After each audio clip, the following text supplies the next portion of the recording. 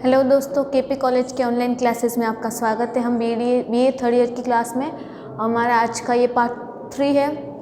हम चैप्टर 5 पढ़ चुके हैं। चैप्टर 5 में हमने पढ़ा है शारीरिक विकास के बारे में। शारीरिक विकास के नियम पढ़ चुके हैं, शारीरिक विकास की जो विशेषताएं होती है वो सब पढ़ चुके हैं, और शारीरिक विकास किन किन अवस्थाओं में किस तरह से होता है ये सब भी हम पढ़ चुके हैं। उसी कड़ी में आज हम देखते हैं कि जो शारीरिक विकास है ये मांसपेशियों और वसाओं में किस तरह से होता है। तो हमारा आज का टॉपिक है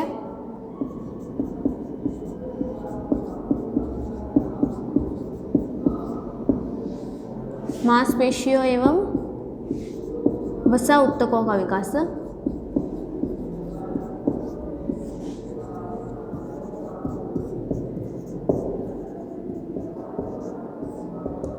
कि मांसपेशियों और वसा ऊतकों में जो विकास है वो किस तरह से होता है। तो इसमें देखते हैं कि बालक के वजन में वृद्धि न केवल हड्डियों एवं विकास के कारण होती है, बल्कि मांसपेशियों, पेशियों और वेशीय ऊतकों का भी अमूल्य योगदान होता है। कि जीवन के प्रारंभिक वर्षों में वसीय ऊतक का विकास मांसपेशियों की अपेक्षा तीव्र गति से होता है। 12 से 45 वर्ष की लड़कियां या 14 से 15 वर्ष के लड़कों में पेशी ऊतक की वृद्धि तीव्र होती है। जिन बालकों में पेशियां वृद्धि अधिक होती है उनका विकास भी अधिक होता है। जैसे कि जब बालक का वजन बढ़ता है, हम लोग पढ़ते हैं कि बालक का वजन बढ़ रहा है, उसकी लंबाई बढ़े, तो ये किस तरह से होता है, किस वजह से होता है? हड्डियों से होता है। हड्डियों से होता है। बालकों की लंबाई बढ़ने का कारण क्या है? हड्डियों में वृद्धि। हमारी हड्डियां बढ़ेगी, हमारे हाथ की पैर की हड्डियां बढ़ेगी, तभी तो हम लंबे दिखते हैं। तो हमारी लंबाई होने का कारण है हड्डियों में वृद्धि। लेकिन अगर हमारा वजन बढ़ रहा है, हमारा वजन बढ़ता है ना, तो वजन बढ़ने का कारण क्या है?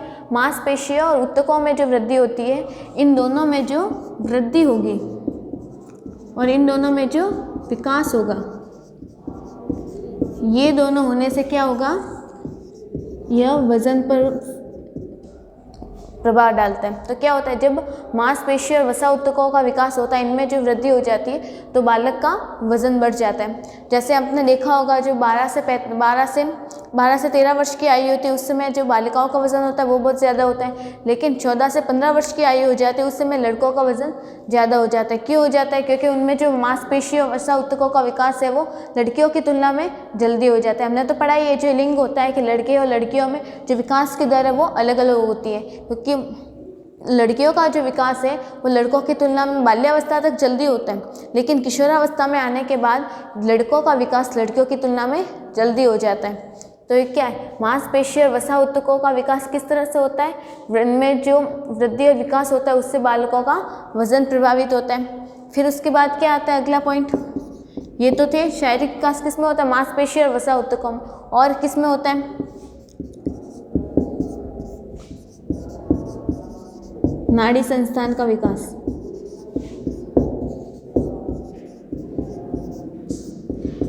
मतलब जब शरीर में विकास होता है विभिन्न अवस्थाओं में, तो क्या होता है? मांसपेशियों का विकास होगा, और क्या होगा? नाड़ियों का विकास होगा। इसमें देखो कि नाड़ी संस्थान के विकास का बालक के जीवन में महत्वपूर्ण स्थान है, क्योंकि यह वह संस्थान है जिससे जीवन की सभी गतिविधियां संचालित एवं नियंत्रित होती है। सोचने, विचारने, तर्क करने, समझने आदि क्रियाओं का संचालन एवं नियंत्रण नाड़ी द्वारा ही होता है। 6 वर्ष की अवस्था तक मस्तिष्क का 90% तक विकास हो जाता है, और उत्तर बाल्यावस्था से किशोरावस्था तक केवल 5% मस्तिष्क का विकास होता है। मतलब बालकों में ये जो विकास होता है ये बाल्यावस्था तक कितना हो जाता है? 90% हो जाता है। लेकिन जब किशोरावस्था में कितना होता है? सिर्फ 5% नाड़ी का विकास होता है। अब इस नाड़ी के विकास से क्या क्या होता है? जो बालक जो सोचता है, बालक के सोचने, समझने, तर्क करने, और क्या करता है? स्मरण करने, मतलब याद करने, इन सब में विकास होता है। मतलब जब बालक में नाड़ी का विकास होगा, उसमें नाड़ियों का विकास होता जाएगा, तो क्या होगा? वह सोचने लगेगा, समझने लगेगा, याद करने लगेगा, तर्क करने लगेगा। इसमें ये सारी विशेषताएं आती जाती है। बालक के 90% तक मस्तिष्क का विकास बाल्यावस्था में हो जाता है। ये तो बाल्यावस्था में हो जाता है, और ये किशोरावस्था में। बालक के 90% मस्तिष्क का विकास बाल्यावस्था में हो जाता है और 5% मस्तिष्क का विकास किशोरावस्था में होता है। तो क्या होता है कि जब बालक के नाड़ी का विकास होता जाता है तो यह किससे संबंधित है? शरीर से संबंधित है। और कौन सा विकास होता है?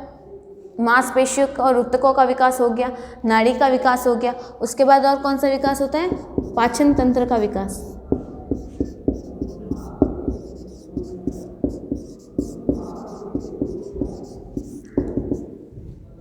पाचन तंत्र का विकास में क्या होगा?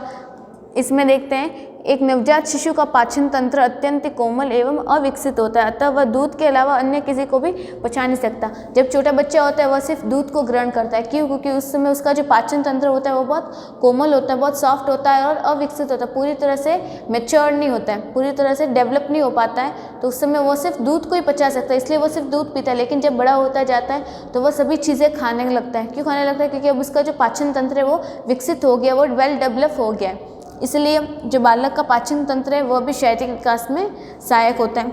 दूध में भी केवल माता का दूध ही पचा सकता है, बाकी दूध को वह परिवर्तित कर देता है। जैसे गाय, भैंस, भेड़ आदि इन सब के दूध को भी पचाता तो है, लेकिन वो क्या करता है? इनको दूध को चेंज करके, मतलब मॉडिफाइड करके फिर उसे पचाता है। जन्म के समय शिशु के पेट की क्षमता केवल 1 औंस के बराबर होती है, परंतु 2 सप्ताह के बाद बढ़कर 2.5 से 3 औंस तक हो जाती है। जैसे पाचन तंत्र होता है, जब बालक का जन्म हो गया वह सिर्फ दूध पे डिपेंड रहता है, सिर्फ दूध पीता है, क्योंकि उस समय उसका पाचन तंत्र विकसित नहीं है, उसका वेल डेवलप नहीं हो गया, उसका विकास नहीं हो गया। लेकिन जब बालक बड़ा होता जाता है, बड़ा होने के बाद उसका ये जो पाचन तंत्र है उसमें विकास होता गया। विकास होने के बाद वह सभी तरह की चीज़ें जो होता है वो खाने लगता है। तो ये क्या हो गया? उसको पाचन तंत्र का विकास हो गया। और कौन कौन सा विकास होता है? ये सारे जो विकास है आज ये बालक शरीर के आंतरिक अंगों में, ये शरीर के क्या आंतरिक अंगों में।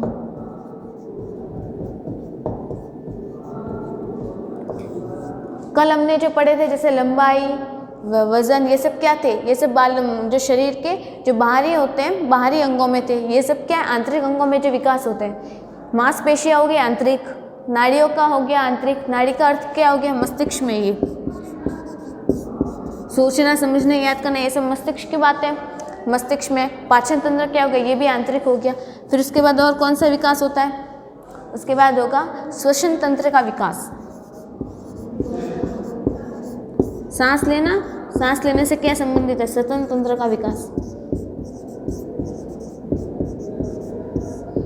जैसे जैसे उम्र बढ़ती है, एज बढ़ने के साथ साथ श्वसन तंत्र का भी विकास होता है। इसमें देखते हैं कि जन्म के समय शिशु के फेफड़े छोटे और अविकसित होते हैं, परंतु जैसे उनकी उम्र बढ़ती है फेफड़ों का विकास होता जाता है। जन्म के समय शिशु के प्रथम क्रुंदन के समय फेफड़ों का विकास एवं श्वसन की क्रिया शुरू हो जाती है। एक नवजात शिशु की श्वसन दर 40 से 45 पर मिनट होती है, किंतु 1 सप्ताह के बाद 35 पर मिनट और परिपक्व होने पर 18 पर मिनट रह जाती है। इसमें क्या होता है कि जब बालक का जन्म हो गया, छोटा बच्चा उसका जन्म हो गया, उस समय बालक क्या करता है? ज़्यादा सांस लेता है। मतलब आपने देखा होगा वो श्वास ज़्यादा लेता है। और कितनी बार लेता है? 40 से 45 बार लेता है। अब ज़्यादा सांस क्यों लेता है? क्योंकि उसी टाइम उसका एट द टाइम उसका जन्म हुआ है, तो उस समय उसके फेफड़े कैसे होते हैं? अविकसित होते हैं और छोटे छोटे होते हैं। अभी बच्चा तुरंत इस दुनिया में आया, उस समय उसका फेफड़े कैसे होंगे? छोटे छोटे होते हैं और पूरी तरह से विकसित नहीं होते, इसलिए वो ज़्यादा श्वास लेता है। ठीक है, फिर थोड़ा टाइम हो गया, वातावरण के साथ उसका एडजस्टमेंट हो गया, उसके इंटररिएक्शन हो गए, उसके बाद क्या हो गया? उसके फेफड़े विकसित होने लगे। फेफड़े विकसित होने लगे तो वो ज़्यादा श्वास लेने की ज़रूरत नहीं है, ये कम हो जाएगी। कितनी हो जाती है? 40 से 35 हो जाती है। फिर और टाइम हो गया, और टाइम होने के बाद क्या होगा?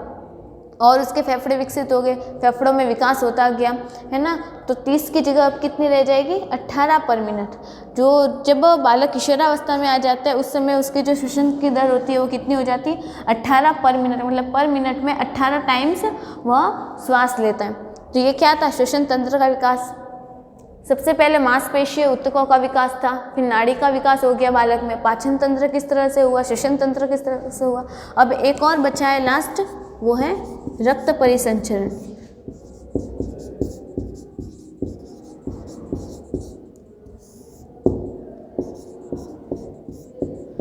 रक्त परिसंचरण। रक्त परिसंचरण क्या होता है, मतलब पूरी बॉडी में हमारा जो रक्त है यह किस तरह से सर्कुलेट हो रहा है, पूरे शरीर में, शरीर के सभी अंगों में हमारा जो रक्त है किस तरह पहुंच रहा है और वापस जो अशुद्ध रक्त है उसको किस तरह से लेके आ रहा है। इसमें देखते हैं, इसके अंतर्गत हृदय एवं रक्त की नलिकाएं आती है। नवजात शिशु का हृदय अत्यंत ही कोमल, नाजुक और छोटा होता है। रक्त नलिकाएं भी अविकसित एवं छोटी होती हैं और कैसी होती है, पतली और संक्रिय हो जाती है।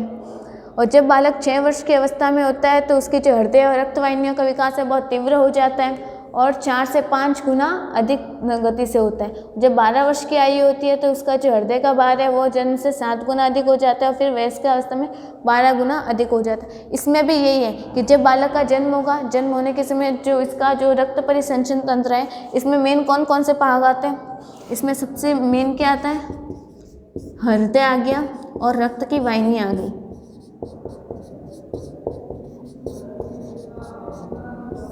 फर्स्ट ईयर की क्लास में आपने हृदय और रक्त वाहिनियों के बारे में पढ़ा होगा। रक्त परिसंचरण में सबसे मेन क्या आता है, हृदय और रक्त वाहिनियाँ। तो जब बालक का जन्म हुआ है, गर्भावस्था है, शैशवावस्था के टाइम बालक के जो हृदय और रक्त वाहिनियाँ होती है ये कैसी होती है, अत्यंत कोमल होती है और अविकसित होती है। फिर उम्र बढ़ती गई, इनका भी विकास होता गया, इनका विकास होता गया तो क्या हो गया, ये परिपक्व हो गई। तो अब इनमें जो रक्त परिसंचरण है, इनमें जो रक्त का सर्कुलेशन हो रहा है, ब्लड पूरी बॉडी में अच्छी तरह से फ्लो होने लगता है। तो ये सब क्या थे, शारीरिक विकास था किसका, बालक के आंतरिक अंगों में। कल हमने पिछले वीडियो में पढ़ा था, पिछले वीडियो की क्लास में हमने पढ़ा था कि बालक के जो भीतरी अंग तो मतलब बाहरी अंग थे उनमें कौन कौन से थे, लंबाई, चौड़ाई, वजन बढ़ना, ये सब थे। और जो आंतरिक अंगों में कौन कौन से होते हैं, मांसपेशी और वसा ऊतकों में विकास होगा, नाड़ी संस्थान, पाचन तंत्र, श्वसन तंत्र और रक्त परिसंचरण तंत्र, ये इन सब में विकास हो गया। फिर इसके बाद क्या होता है, इनके बाद हम देखते हैं कि ये जो शारीरिक विकास हो रहा है ये किन के प्रभाव से कम और ज़्यादा होते हैं, मतलब इन शारीरिक विकास को प्रभावित करने वाले कारक कौन कौन से हैं, ऐसे कौन कौन से कारक है जिनसे ये जो शारीरिक विकास कम होगा, ज़्यादा होगा, कैसे इफेक्ट होता है। तो अगली हेडिंग है कि शारीरिक विकास को प्रभावित करने वाले कारक।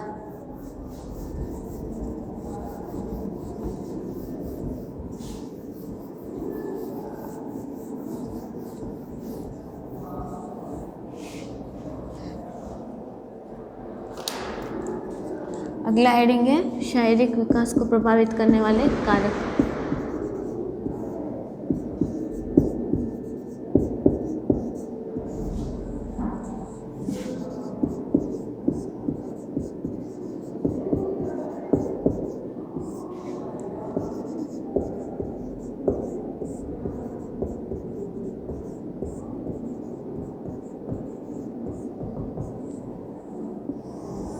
जब भी हम कारकों की बात करते हैं कि किसी को कोई कारक प्रभावित कर रहा है तो उसमें सब में हमें एक ही पॉइंट पड़ता है, शारीरिक विकास पढ़ा हमने, विकास को प्रभावित करने वाले जो जो कारक पढ़े थे वही किस में आते हैं, शारीरिक विकास को भी प्रभावित करेंगे, क्योंकि शारीरिक विकास क्या है, ये भी तो विकास ही है।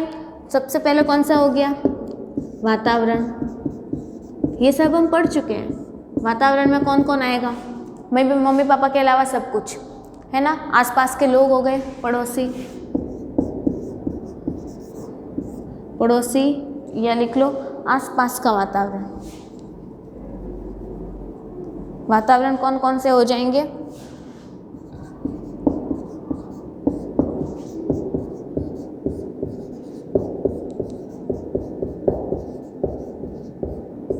आसपास का वातावरण।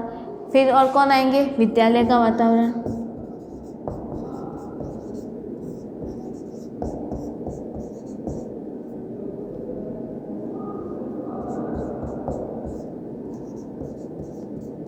और कौन सा, घर का वातावरण,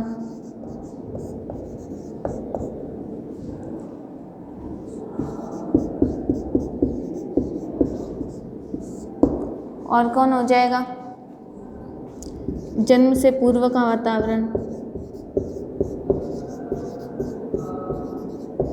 ये सब हम पढ़ चुके हैं।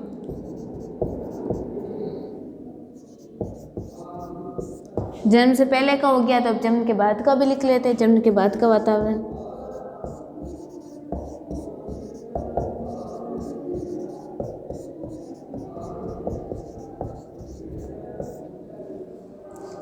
ऐसे और भी कई सारे वातावरण हैं, जैसे आसपास का वातावरण है, आसपास के हमारे लोग कैसे होते, पड़ोसी कैसे होते, उनके साथ हमारा किस तरह से व्यवहार करें, हमारा इंटरेक्शन किस तरह से हो रहा है, वो भी हमारे शरीर पे प्रभावित करता है, उससे हमारा विकास प्रभावित होगा। फिर है विद्यालय का वातावरण। हम विद्यालय में हमारा वातावरण कैसा है, अच्छा है, शांतिपूर्ण वाला है, टीचर्स हमारे अच्छे के बारे में सोचते हैं, हमें अच्छे से समझा रहे हैं, हमारा बौद्धिक विकास अच्छी तरह से होगा, पढ़ाई में मन लग रहा है तो बौद्धिक विकास होगा, मानसिक विकास होगा, संवेगात्मक विकास होगा। तो ये सारे विकास को प्रभावित करें। घर का वातावरण अच्छा है या फिर लड़ाई झगड़े वाला होगा तो मानसिक विकास प्रभावित हो जाएगा, सोचते रहेंगे इसी में, पढ़ने लिखने में मन नहीं लगेगा, तो ये क्या हो जाएगा, बालक का जो विकास है वो प्रभावित हो जाएगा। जन्म से पूर्व का वातावरण, जब बालक का माँ के गर्भ में, उस टाइम में अगर माँ को आसपास का वातावरण सुरक्षित नहीं है, माँ के साथ हिंसा हो रही है या मारपीट हो रही है या कुछ भी हो रहा है, आसपास का वातावरण सुखदायी नहीं है, शांतिपूर्ण वाला नहीं है, तो बालक का जो शारीरिक विकास होता है वो प्रभावित हो जाएगा। बालक कैसा हो जाएगा, कुंठित हो जाएगा, बात बात पे डरने वाला हो जाएगा, डरपोक हो जाएगा। और जन्म के बाद का वातावरण अच्छा होगा बुरा होगा, उस पर भी बालक का शारीरिक विकास डिपेंड करता है। फिर और कौन सा कारक है, वातावरण हो गया, तो दूसरा और कौन सा हो जाएगा, वंशानुक्रम। ये तो पता ही होंगे, वंशानुक्रम और वातावरण। तो वंशानुक्रम, इसमें कौन आएंगे, माता पिता से जो गुण आएंगे, फिर उससे जो विकास होगा बालक का, वो वंशानुक्रम के अंतर्गत होगा। और ये कैसा होता है, जन्म से पहले होता है, जन्म से पूर्व निर्धारित होता है। जन्म के बाद वाले तो ये सब होंगे, क्योंकि इन सब से वो कब मिलता है, जन्म होने के बाद ही मिलता है ना बालक। तो मतलब वातावरण से बालक कब मिलता है, जन्म होने के बाद बच्चा मिलता है। लेकिन माता पिता से कब मिलेगा, बच्चे का जन्म हो गया, जन्म से पहले ही तो निर्धारण होगा बच्चे का माता पिता के द्वारा। तो वंशानुक्रम का प्रभाव बालक के जन्म से पहले होता है, लेकिन जब वातावरण का प्रभाव है वो जन्म के बाद होता है, क्योंकि इन सब से वो जन्म के बाद मिलता है। ठीक है, और कौन सा कारक है जो विकास को प्रभावित करता है, पोषण। बच्चा और माँ को कैसा भोजन मिल रहा है, इस पे भी बच्चे का विकास निर्भर करता है। अगर जब बच्चा माँ के गर्भ में है, माँ को संतुलित भोजन नहीं मिल रहा है, या माँ अच्छे से भोजन नहीं कर रही है, व्यसन आदि क्रियाओं में लगी हुई है, या अच्छी गंदी बुरी आदतों सब में लगी हुई है, तो बच्चे का विकास नहीं होगा। माँ को अच्छा भोजन नहीं मिलेगा तो बच्चा कमज़ोर हो जाएगा तो एनीमिया रोग से ग्रसित हो जाएगा, रक्त खून की कमी हो जाएगी। तो पोषण ने प्रभावित किया बच्चे को। और फिर जन्म होने के बाद अगर बच्चा है वह भोजन संतुलित रूप से नहीं ले रहा है, या अच्छी तरह से भोजन नहीं कर रहा है, भोजन पर ध्यान नहीं दे रहा है, खाने पीने पर ध्यान नहीं दे रहा है, तो बालक का शारीरिक विकास कमज़ोर हो जाएगा, वो खुद कमज़ोर हो जाएगा, उसमें मांसपेशियों का विकास नहीं होगा, उसकी हड्डियों का विकास नहीं होगा, तो उसका शारीरिक विकास प्रभावित हो गया। तो पोषण क्या करता है, बालक के शारीरिक विकास को प्रभावित करता है। और कौन प्रभावित करेगा, फिर पोषण के बाद आता है अंतःस्रावी ग्रंथियाँ।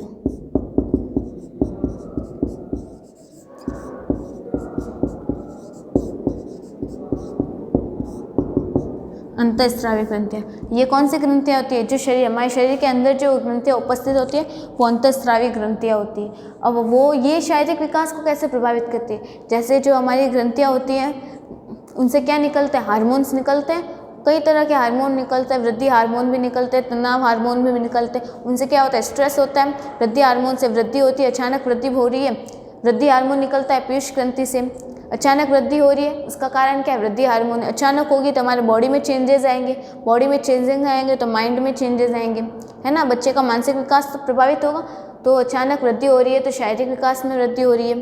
फिर और कौन कौन से होते हैं, जैसे तनाव हार्मोन होता है, तनाव हार्मोन से क्या होगा, बालक को स्ट्रेस आने लगेगा, वो डर जाते हैं, जैसे ऐसी कोई परिस्थिति आती है जैसे मारपीट हो रही है तो बालक डर जाता है। क्यों डर जाता है, क्योंकि उस समय तनाव हार्मोन स्रावित होता है, कहाँ से, अंतःस्रावी ग्रंथियों से। ये तनाव हार्मोन स्रावित हो गया तो वो डर गया, उसमें डर की भावना आ गई, तो उसका ये जो, अगर उसे कंट्रोल नहीं किया, अगर उसने कंट्रोल कर लिया तो अच्छी बात है, अगर उसने कंट्रोल नहीं किया तो उसका विकास प्रभावित हो जाएगा, वह लंबे टाइम तक डरा हुआ रहेगा, उसमें विकास नहीं हो पाएगा। तो अंतःस्रावी ग्रंथियाँ भी शारीरिक विकास को प्रभावित करती है। फिर और कौन करता है, लिंग भेद। और कौन प्रभावित करता है,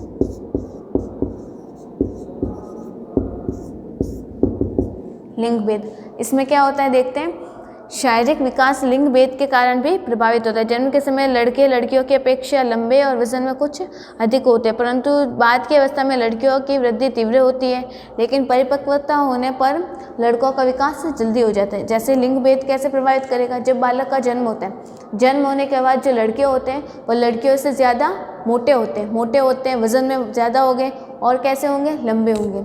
ठीक है, फिर अब बच्चे बड़े होते गए, बाल्यावस्था आ गई। फिर बाल्यावस्था में आने के बाद जो लड़कियां होती हैं उनकी जो वृद्धि होती है वो लड़कों की तुलना में जल्दी हो जाती, उनका वजन जल्दी बढ़ जाएगा, उनकी हाइट जल्दी बढ़ जाएगी, उनमें जो शारीरिक परिवर्तन है वो जल्दी हो जाएंगे। ठीक है, तो अब कैसे हो गया, लड़कियों का विकास जल्दी हो गया, लड़के पीछे रह गए। ठीक है, अब क्या आई, अब किशोरावस्था आई। किशोरावस्था में आने के बाद क्या हो गया, लड़के होते हैं उनका विकास लड़कियों से बहुत तेज़ी से बढ़ जाता है।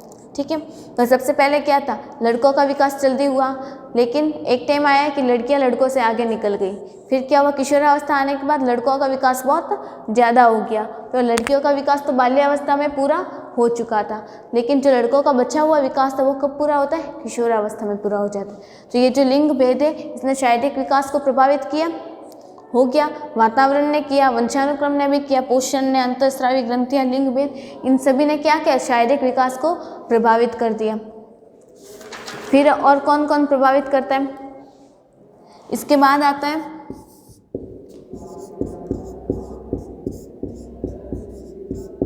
रोग एवं चोट। शरीर में चोट लग जाएगी तो शरीर प्रभावित हो जाएगा, है ना। जैसे जन्म से पहले माँ को कोई बीमारी हो गई या माँ को कहीं चोट लग गई तो उसका सीधा प्रभाव बच्चे पर पड़ेगा, शारीरिक विकास प्रभावित हो गया। जन्म ले लिया बच्चे ने, जन्म होने के बाद ही बालकों को बीमारी हो गई, जैसे मान लो पीलिया हो गया, तो क्या हो जाएगा, उसका शारीरिक विकास प्रभावित हो जाएगा, है ना। उसकी वृद्धि रुक जाएगी, वो कमज़ोर हो जाएगा, उसके मांसपेशियों का विकास नहीं होगा, उसकी हड्डियों का विकास नहीं होगा।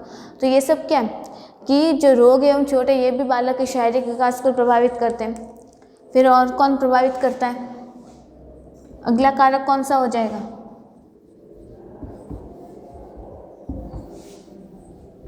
अगला कौन सा प्रभावित करता है बालक के शारीरिक विकास को, बुद्धि, इंटेलिजेंसी। जो बुद्धि होती है ये भी बालक के शारीरिक विकास को प्रभावित करती है। अब कैसे करती है, इसमें देखते हैं। अधिक बुद्धिमान बच्चे दुर्बल बच्चों की तुलना में गामक क्रियाएं जल्दी सीखते हैं। अब इसका मतलब क्या है, जैसे जो इंटेलिजेंट बच्चे होते हैं वो कुछ भी करना होगा वो जल्दी सीखेंगे, जैसे वो चलना जल्दी सीख जाते हैं, उठना, बैठना, दौड़ना, ये सारी क्रियाएं जो होती है ये लोग जल्दी सीख जाते हैं। कौन, इंटेलिजेंट बच्चे। जो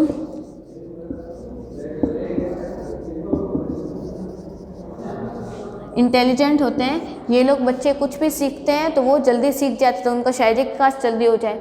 लेकिन जो वीक बच्चे हैं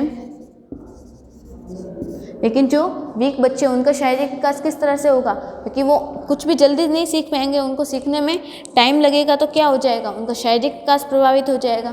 तो मतलब बुद्धि जो होती है, इंटेलिजेंसी और वीकनेस, ये क्या करती है, शारीरिक विकास को प्रभावित करती है।